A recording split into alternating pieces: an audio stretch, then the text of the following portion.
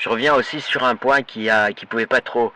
Enfin, ça a été évoqué dans le space, mais c'était un des algorithmes utilisés par Colonel, donc je vais le commenter comme si c'était sérieux. Sachant que Colonel, hein, bon bref, je vais pas revenir, Espace, Colonel et puis bien d'autres, mais en particulier Espace et Colonel, ils utilisent des algorithmes pour forcer, un peu comme quand on chauffe les moules pour qu'elles s'ouvrent, donc pour forcer les confidences nazies de leurs interlocuteurs, antisémites et nazis, de leurs interlocuteurs problématiques, parce qu'ils évaluent, alors je ne sais pas s'ils sont payés ou pas, il n'y a pas de raison qu'ils le soient, c'est une activité qui peut tout à fait être bénévole, par contre elle peut surprendre, euh, et du coup, c'est compliqué parce que moi, je suis pas là à écouter mot après mot tout ce qui se dit. De temps en temps, je croise des trucs rigolos en me disant qu'ils peuvent aller loin dans cette algorithmie. Mais en même temps, c'est nécessaire. Hein, c'est grâce à eux que j'ai pu voir se développer des confidences chez les nazis, donc chez Zorro, chez Actugoy, chez tout ça, quand ils montent dans leur space, parce qu'ils y sont acceptés. C'est ça l'avantage, c'est que quand tu... qui parlent, ensuite, derrière, vous avez des gens qui se confient, et qui se disent ah c'est super, des sionistes m'ont d'une certaine manière décerné un label d'autorisation de parler, et ça y va. Du coup, je sais pas si c'est sérieux ou pas, le coup de la beurrétophilie.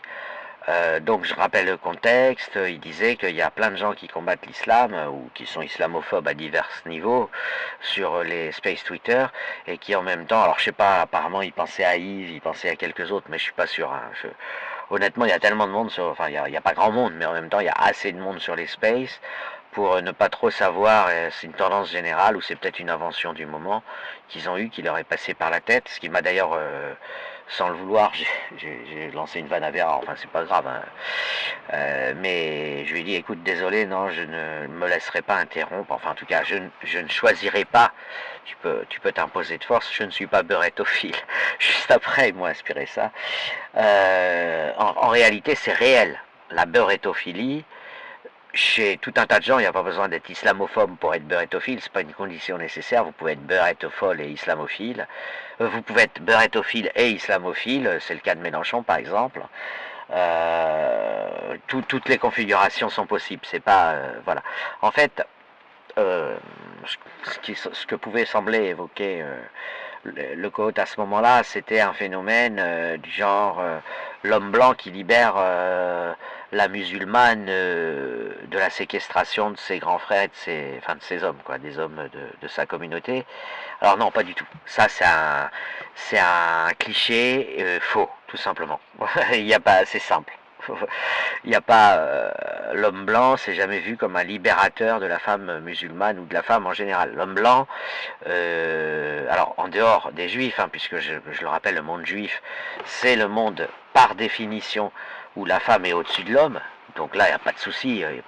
Mais de toute façon, les hommes juifs se sont jamais improvisés libérateurs de quoi que ce soit chez les autres, chez les musulmans ou chez les occidentaux, parce qu'ils ont déjà assez à faire à survivre, compte tenu des hostilités qui les entourent. Mais puis de toute façon, c'est pas configuré d'une manière, puisque chez les juifs, c'est la femme qui est au-dessus. Donc il n'y a pas... ça se configure pas de manière à être réalisable. L'homme juif, même, je ne parle pas seulement des fondements du judaïsme, qui a mis la femme au-dessus de l'homme, le beau au-dessus enfin, qui a reconnu le beau comme un élément central de la vie terrestre, et non comme un territoire interdit pendant la vie terrestre auquel on n'accède qu'après la mort. Mais même dans la période talmudique, j'ai demandé à l'intelligence artificielle, et je l'ai fait 2 fois, à 2 intelligences artificielles différentes.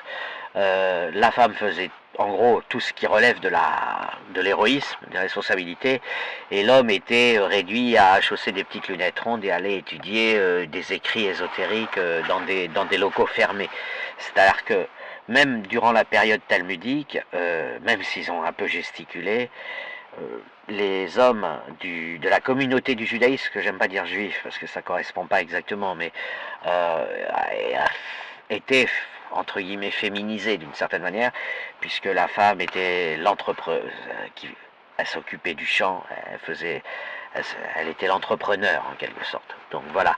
Et l'homme, il allait consulter et travailler ses rouleaux de symboles, de hiéroglyphes, en essayant de trouver des messages secrets. Donc il n'était pas très sportif dans sa conception, et donc il porte pas dans son ADN l'idée qu'il va arriver avec son armure sauver une femme non juive de la séquestration que lui inflige de gros gorilles extérieurs. Vous voyez, c'est pas fabriqué comme ça.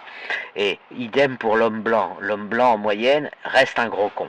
C'est un des enseignements de l'histoire. Il y a 90 000 hommes en prison, 2500 femmes en France.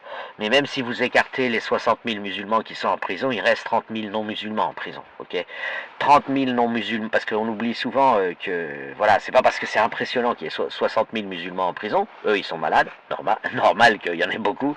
Mais il y en a 30 000 hommes blancs en prison, okay, et pas du tout musulmans. Voilà, c'est des hommes blancs complètement cons.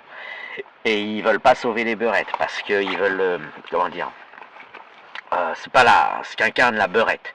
La beurette, elle incarne pas la femme prisonnière. Elle incarne la juive. La beurette est une forme non juive de femme juive. Pourquoi? Parce qu'elle met des baskets, un jean moulant, un survêt Adidas, un perfecto, et qu'elle met des coups de poing dans la gueule. Voilà, tout simplement. Donc la beurettophilie, vécue par l'Occident, c'est simplement un flair, enfin un indicateur, les antennes du monde blanc, enfin du monde occidental efféminé, entre guillemets, qui dit « Ah, là on a des vraies femmes ». C'est-à-dire des femmes non entravées, c'est une apparence, hein, mais non entravées parce que un système oppresseur à infliger aux femmes, à savoir de mettre des talons aiguilles et pas pouvoir marcher avec, et de ressembler à un végétal, des fleurs fragiles. Okay, et la beurette représente l'homme, enfin l'homme que la femme aurait toujours dû être s'il n'y avait pas une oppression. J'ai l'impression de parler. J'ai l'impression de parler comme Sandrine Rousseau.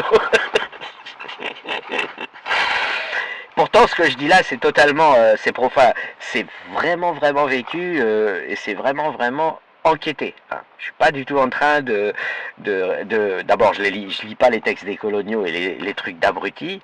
C'est vraiment mesuré. Et n'importe qui peut d'ailleurs le vérifier. Vous prenez la beurette, soit elle est voilée, soit bon, elle s'en sort, elle a réussi à s'assimiler, comme on dit souvent dans le monde occidental, et dans ce cas-là, on voit pas que c'est une beurette, donc l'affaire est réglée, soit on voit que c'est une beurette parce que elle met des coups de poing dans la gueule, et en général, ça va pas mettre des talons aiguilles tous les jours, parce qu'on sent qu'elle pourrait se mettre à courir.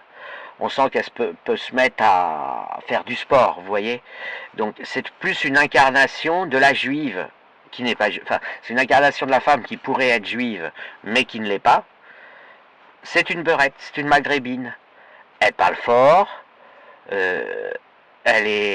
voilà, c'est tout bête, hein. C'est très simple.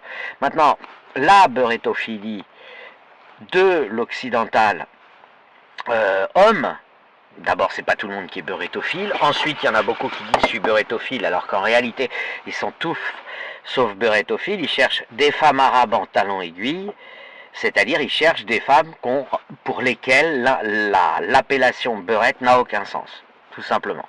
Ok, ils cherchent, je sais pas moi, des Espagnols bronzés, embourgeoisés, enfin, je sais pas comment dire, mais la beurette, ça renvoie pas à la femme arabe de 40 ans en talons aiguilles. La beurette, ça renvoie à la fille de banlieue en jogging, ok. Je pense que c'est une évidence pour tout le monde, et de part après ses origines, elle va être un peu plus bronzée, elle va peut-être, voilà, et après, après c'est compliqué de dire qu'elles sont forcément plus musclées, j'en sais rien, mais voilà, ça renvoie, et c'est pas péjoratif, hein. Je suis pas en train de dire que c'est une grosse brute. Je suis pas en train de dire que les beurettes sont des grosses brutes. Je suis en train de dire que quand elle échappe à l'obligation de se voiler, elle y échappe toute seule.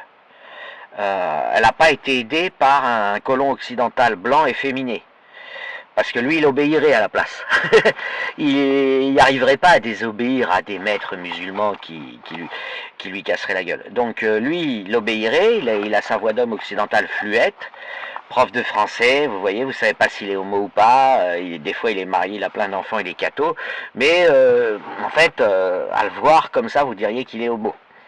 Eh bien, c'est pas lui qui va venir au secours sur son cheval, avec son épée, d'une beurette qui vient de gagner un prix au concours d'athlétisme départemental pour courir le 100 mètres, ou de judo, ou de boxe, ou de ce que vous voulez. Voilà, c'est aussi con que ça. Et donc, comme elles sont pas juives, et comme elles sont pas voilées, et comme elles ne sont pas matées par l'obligation pour la femme de s'enlaidir, enfin de se transformer en végétal, de s'enflorer, de devenir une fleur fragile, appelant la protection du gorille, eh bien, faut les caser quelque part, d'une certaine manière. Voilà, c'est tout. Et la surprise, je dirais, des temps modernes, c'est que les beurettes n'aiment pas qu'on les appelle des beurettes. Mais pourquoi ça? Parce que vous avez l'islam qui se diffuse, les textes de l'islam se diffusent, donc il ne s'agit plus d'une diffusion impressionniste par de vagues vapeurs culturelles familiales, mais vous avez des textes qui disent tu vas rentrer à la maison, tu vas fermer ta gueule et en plus tu n'as même pas le droit de te refuser à ton mari, et à ce moment-là il va falloir qu'elle lutte contre l'apostasie, et donc elles peuvent rester beurettes parce que c'est pas grave, quand vous restez beurette, vous dites d'une certaine manière je suis indirectement voilé, puisque je ne suis pas en talon aiguille dans une discothèque ou dans un resto de luxe en train de manger avec un playboy, mais c'est une situation qui est transitoire, qui les gêne, hein. Ça les gêne parce que l'islam commande à la femme de faire, c'est un animal domestique en islam, donc voilà, donc c'est une... voilà, en fait, ça a d'ailleurs été très très bien compris par un influenceur que je vais rattacher à ce thread. Je vais faire un thread avec les 3 vidéos et puis je vais en mettre la 4e, il faut que je la retrouve. C'est tout simplement une femme, une maghrébine qui voudrait être une juive. En gros, enfin, pas pour le judaïsme, c'est pas rien à voir, hein, rien à voir avec le judaïsme, elle n'a pas envie de se convertir au judaïsme, c'est pas ça. Mais c'est une femme maghrébine, a priori musulmane, culturellement à tout le moins, qui est perçue par l'extérieur comme ayant les attributs de la juive qui elle est par essence indépendante, puisque elle est intouchable, elle est intouchée si vous voulez, au sens que elle n'a jamais reçu l'ordre de fermer sa gueule, puisqu'elle appartient au monde juif où c'est la femme qui est au-dessus de l'homme. Voilà.